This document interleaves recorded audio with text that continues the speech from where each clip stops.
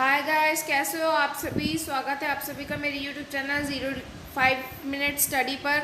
तो आज हम करने जा रहे हैं चैप्टर 6 लाइफ प्रोसेसेस। आज हम इसी को ही कंटिन्यू करेंगे। तो हमने न्यूट्रिशन टॉपिक पूरा कंप्लीट कर लिया था, साथ ही हमने ये भी देख लिया था कि हेटेरोट्रॉफिक और ऑटोट्रॉफिक न्यूट्रिशन क्या है, और ह्यूमन डाइजेस्टिव सिस्टम भी हमने कंप्लीट कर लिया था। आज हम करेंगे रेस्पिरेशन से। तो चलिए शुरू करते हैं।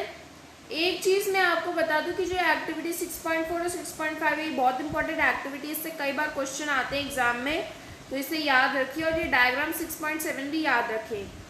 सो let's start. We have discuss nutrition in organism in last section.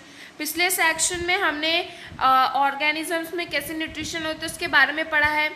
Food material जो वो लेते हैं न्यूट्रिशन के प्रोसेस के वक्त, वो सेल्स में यूज हो जाता है ताकि अलग अलग लाइफ प्रोसेसेस को एनर्जी मिल सके।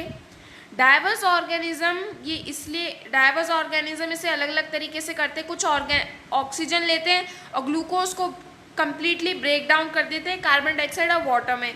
कुछ जो हैं वो ऑक्सीजन का इन्वॉल्वमेंट इसमें नहीं होता कुछ ऑर्गेनिज्म में। इन ऑल केसेस, सभी केसेस में फर्स्ट स्टेप तो यही होता है कि ग्लूकोज का ब्रेक डाउन हो, जो कि 6 कार्बन मॉलिक्यूल है 3 कार्बन मॉलिक्यूल में, जिसको बोलते हैं प्रूवेट। पायरूवेट में ग्लूकोज का ब्रेक डाउन हो।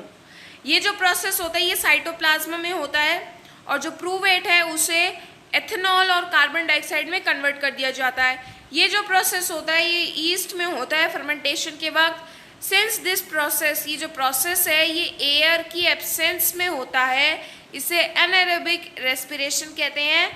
और जो कि ऑक्सीजन को यूज़ करके प्रूवेट को पायरूवेट को ब्रेक डाउन करते हैं, जो कि माइटोकॉन्ड्रिया में होता है। इस प्रोसेस को, ये जो प्रोसेस होता है इसमें 3 कार्बन प्रूवेट मॉलिक्यूल जो है वो 3 मॉलिक्यूल देते हैं कार्बन डाइऑक्साइड के।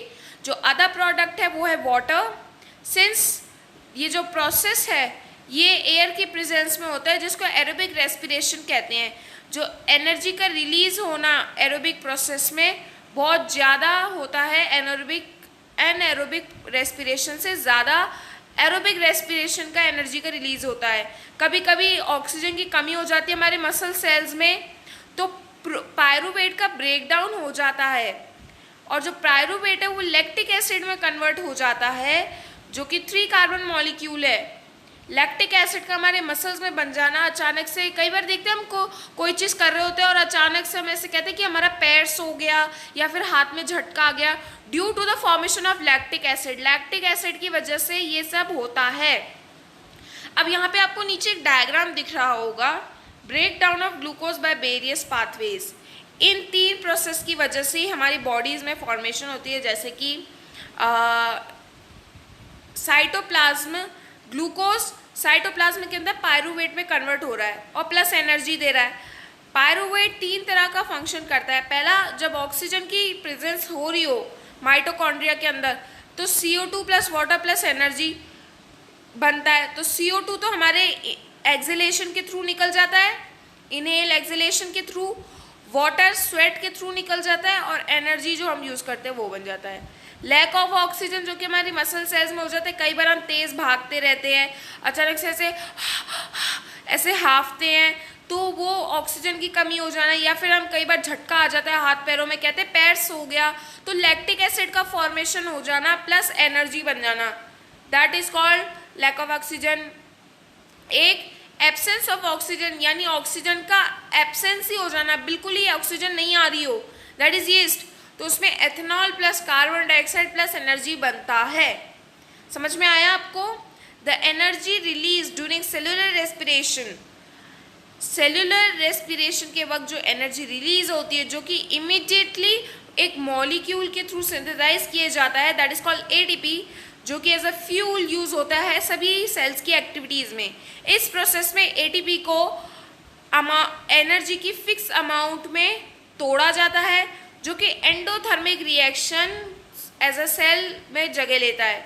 ATP क्या है ये हमने लास्ट क्लास में भी पढ़ा था 9th में डिटेल में, दैट माइटोकॉन्ड्रिया के अंदर पाया जाता है, जो कि एनर्जी जनरेट करता है, दैट इज एंडोनिसाइन ट्राइफॉस्फेट। अब ATP को पढ़ने से पहले हम इस डायग्राम को क्लियर आउट करेंगे। तो चलो डायग्राम को क्लियर आउट कर लेते हैं by differentiating aerobic respiration and anaerobic respiration. तो देखिए यहाँ आप स्क्रीन पे एक डिफरेंशिएशन देख रहे होंगे एरोबिक एंड एनारोबिक रेस्पिरेशन में। तो कुछ इम्पॉर्टेंट चीज़ें हैं जो मैंने इस डायग्राम में बनाई हैं जिसको आपको ध्यान रखना है। पहली चीज़ कि एरोबिक में ऑक्सीजन की रिक्वायरमेंट होती है, लेकिन एनारोबिक रेस्पिरेशन में ऑक्सीजन की रिक्वायरमेंट नहीं होती। एरोबिक रेस्पिरेशन माइटोकॉन्ड्रिया के अंदर होता है, एनारोबिक रेस्पिरेशन साइटोप्लाज्म के अंदर होता है, फिर माइटोकॉन्ड्रिया के अंदर होता है, दैट इज एरोबिक। एरोबिक में एटीपी की लार्ज अमाउंट का ज़रूरत होती है, दैट इज 38 या 36 समथिंग एटीपी की ज़रूरत होती है एरोबिक रेस्पिरेशन में। एनारोबिक रेस्पिरेशन में स्मॉल अमाउंट ऑफ एटीपी की ज़रूरत होती है, that is 2 ATP. Aerobic respiration में ग्लूकोज का अच्छे से ब्रेकडाउन हो जाता है, लेकिन एनारोबिक रेस्पिरेशन में ग्लूकोज का पार्शली ब्रेकडाउन होता है। एरोबिक रेस्पिरेशन के एंड प्रोडक्ट से CO2 plus water and anaerobic respiration के एंड प्रोडक्ट से CO2 एंड लैक्टिक एसिड और अल्कोहल। अब बात आ रही है एनारोबिक रेस्पिरेशन में कार्बन डाइऑक्साइड तो है ही नहीं बुक में। तो देखिए एनारोबिक रेस्पिरेशन में कभी कभी CO2 का फॉर्मेशन होता है और कभी कभी नहीं होता है। इस बात को ध्यान रखना, एग्जाम में क्वेश्चन आ जाए that why the sometimes CO2 formed in anaerobic respiration due to the formation of oxygen. Oxygen की वजह से कभी कभी उसमें आ जाता है। Now coming to the text part, since the aerobic respiration pathway depends on oxygen, कि जो एरोबिक रेस्पिरेशन है वो ऑक्सीजन पर डिपेंड है और एरोबिक ऑर्गेनिजम्स इस बात का इंश्योर करती हैं कि उनकी ऑक्सीजन लेने का सफिशिएंट सप्लाई हो रहा है कि नहीं।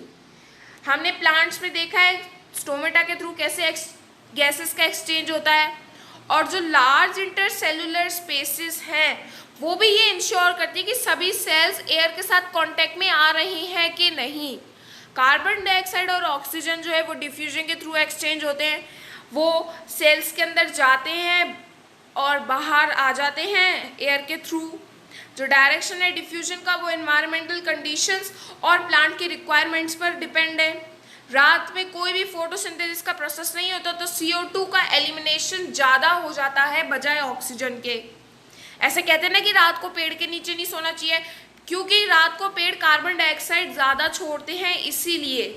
ड्यूरिंग द डे, दिन के वक्त CO2 जनरेट होता है रेस्पिरेशन के थ्रू, फोटोसिंथेसिस के थ्रू जो यूज़ किया जाता है, हैंस कोई CO2 रिलीज नहीं होती।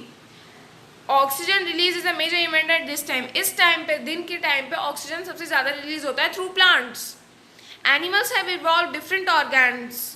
एनिमल्स जो है उनमें डिफरेंट ऑर्गन्स होते हैं ऑक्सीजन को लेने के लिए, इन्वायरमेंट से ऑक्सीजन को लेने के लिए और कार्बन डाइऑक्साइड को बाहर प्रोड्यूस करने के लिए। टेरेस्ट्रियल एनिमल्स जो हैं वो एटमॉस्फेयर में ऑक्सीजन के साथ सांस लेते हैं, लेकिन एनिमल्स जो पानी में रहते हैं उनको पानी के अंदर जो ऑक्सीजन पाया जाता है उसको ही यूज़ करना पड़ता है।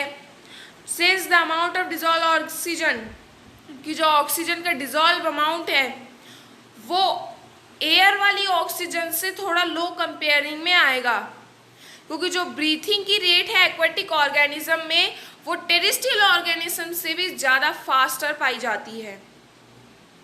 फिशेस जो कि पानी में रहती है वो अपने गिल्स के थ्रू, माउथ के थ्रू वो ऑक्सीजन लेती हैं, जिससे गिल्स की तरफ वो होता है जहाँ पर ऑक्सीजन डिजॉल्व होता है जो कि उनके ब्लड से लिया जाता है। टेरेस्ट्रियल ऑर्गेनिज्म जो होते हैं वो एटमॉस्फेयर से ऑक्सीजन का यूज़ करते हैं रेस्पिरेशन के लिए। ये जो ऑक्सीजन होती है ये उनके डिफरेंट ऑर्गन्स में, डिफरेंट एनिमल्स में अलग तरीके से अब्जॉर्ब होती है। इन सभी ऑर्गेनिजम्स का एक स्ट्रक्चर होता है जो कि इनका सरफेस एरिया इंक्रीज करता है जब ये ऑक्सीजन के साथ कांटेक्ट में आते हैं। सिंस जो ऑक्सीजन और कार्बन डाइऑक्साइड का एक्सचेंज होता है वो इस सरफेस के थ्रू ही जगह लेता है। ये जो सरफेस है ये बहुत ही पतला और बहुत ही नाजुक होता है। In order to protect this surface, इस सरफेस को प्रोटेक्ट करने के लिए हमारी बॉडी में एक स्पेशल जगह है। So there have to be passages, तो कुछ ऐसे पैसेजेस होने चाहिए उस एरिया में जहाँ से हवा जा सके। इन एडिशन एक मैकेनिज्म होता है एयर का इन और आउट, उस एरिया से कैसे वो बाहर निकलती है, जाती है, कैसे जहाँ से ऑक्सीजन एब्जॉर्ब होती है। ह्यूमन बीइंग्स में एयर जो है वो बॉडी के अंदर जाती है नॉस्ट्रल्स के थ्रू। एयर जो है फिर वो पास होती है नॉस्ट्रल से, जो कि हमारे नोज़ में जो अंदर हेयर है उसके थ्रू जो एयर में जो भी पार्टिकल्स हैं, जो भी डस्ट पार्टिकल्स हैं वो वहाँ रुक जाते हैं, फिर वो वहाँ से एयर आगे जाती है। ठीक है। और जो पैसेज है वो पूरा म्यूकस की लाइनिंग से भरा होता है, जो कि इस प्रोसेस में हेल्प करता है। वहाँ से जो एयर है वो हमारे थ्रोट में आती है और फिर वो हमारे लंग्स में आती है। जो थ्रोट है वो कार्टिलेज की रिंग से बना है, जिससे एयर पैसेज जो है वो कोलैप्स नहीं हो, सिकुड़ ना जाए। ना यहाँ पे आप एक बहुत इंपॉर्टेंट डायग्राम देख रहे हैं रेस्पिरेशन का, कि कैसे रेस्पिरेशन हो रहा है। नेसल कैविटी यानी नेसल पैसेज जा रही है, trachea, throat, pharynx, larynx, rings of cartilage, then lungs, then ribs जो कि लंग्स को कवर करके रखे ताकि उन्हें डैमेज ना पहुंचे, diaphragm, alveolar sac, bronchioles, bronchi, respiratory bronchioles and alveoli. ठीक है। अब हम बात करते हैं कैसे होता है रेस्पिरेशन। तो यहाँ के लिए यहाँ पे रेस्पिरेशन कैसे होता है, विद इन द लंग्स में ही एक पैसेज डिवाइड होते हैं छोटे छोटे ट्यूब्स में, जो कि फाइनली बलून लाइक स्ट्रक्चर्स में टर्मिनेट है, जिनको बोलते हैं एल्वेलाई। ये जो एल्वेलाई होते हैं ये एक सरफेस प्रोवाइड कराता है जहाँ से गैसेस का आसानी से एक्सचेंज हो सकता है। जो वॉल्स है एल्वेलाई की वो एक एक्सटेंसिव नेटवर्क ब्लड वेसल्स का उनमें होता है। ब्लड वेसल्स एल्वेलाई के अंदर होती है बहुत सारी। हमने अर्लियर क्लासेस में देखा है कि जब हम सांस लेते हैं तो हमारी रिब्स जो हैं वो ऊपर की तरफ लिफ्ट होती हैं और डायफ्राम हमारा फ्लैट हो जाता है, और चेस्ट कैविटी भी जो है वो बड़ी हो जाती है। इसकी वजह से जो एयर है वो लंग के अंदर सक हो जाती है, मतलब फंस जाती है, सक हो जाती है, और एल्वेलाई एक्सपेंड हो जाता है। जो ब्लड है वो कार्बन डाइऑक्साइड को लेके आता है ब्लड के थ्रू बॉडी हर जगह से बॉडी में कार्बन डाइऑक्साइड को लेके आता है ब्लड, जो कि एल्वेलाई में रिलीज करता है, और जो ऑक्सीजन है वो एल्वेलर एयर से ब्लड के थ्रू एल्वेलर ब्लड वेसल्स के थ्रू ट्रांसपोर्ट किया जाता है सभी बॉडी सेल्स में। इस ब्रीथिंग साइकिल के वक्त जब एयर जो है जब वो बाहर और अंदर आती है तो जो लंग्स हैं उनमें एक रेजिडियल वॉल्यूम ऑफ एयर होता है, ताकि आसानी से ऑक्सीजन का अब्जॉर्बमेंट भी हो जाए और कार्बन डाइऑक्साइड आसानी से रिलीज भी हो जाए। समझ में आ रही है आपको मेरी बात, कि जब बॉडी जो एनिमल्स का जो बॉडी साइज है वो लार्ज है तो डिफ्यूजन प्रेशर भी ऐसा नहीं होगा कि सिर्फ खाली ऑक्सीजन ही होगा। समझे? रेस्पिरेटरी पिगमेंट्स जो होते हैं दैट इज हीमोग्लोबिन, वो ऑक्सीजन लेते हैं एयर से लंग्स के अंदर से और टिश्यूज़ तक लेके जाते हैं जिसमें ऑक्सीजन डिफिशिएंट होता है रिलीज करने से पहले। ह्यूमन बीइंग्स में रेस्पिरेटरी पिगमेंट हीमोग्लोबिन है जिसकी हाई एफिनिटी होती है ऑक्सीजन की। ये जो पिगमेंट होते हैं ये रेड ब्लड कॉर्पल्सेस में प्रेजेंट होते हैं। रेड ब्लड कॉर्पल्सेस आप हायर क्लासेस में पढ़ेंगे। कार्बन डाइऑक्साइड जो है वो पानी में सॉल्यूबल है, ऑक्सीजन से ज़्यादा कार्बन डाइऑक्साइड पानी में सॉल्यूबल है, हैंस इसलिए ये ब्लड की डिजॉल्व फॉर्म में आसानी से ट्रांसपोर्ट हो सकती है। समझ में आ रहा है आपको कि कैसे होता है रेस्पिरेशन हमारी बॉडी में? भाई एयर हमारी नोज से आई, नोज से नेसल पैसेज में आके वो हमारे थ्रोट में आई, थ्रोट से वो हमारे लंग्स में आई, लंग्स से फिर वो हमारे ब्रोंकालाइज में गई, ब्रोंकालाइज में से फिर वो एल्वेलाई में गई।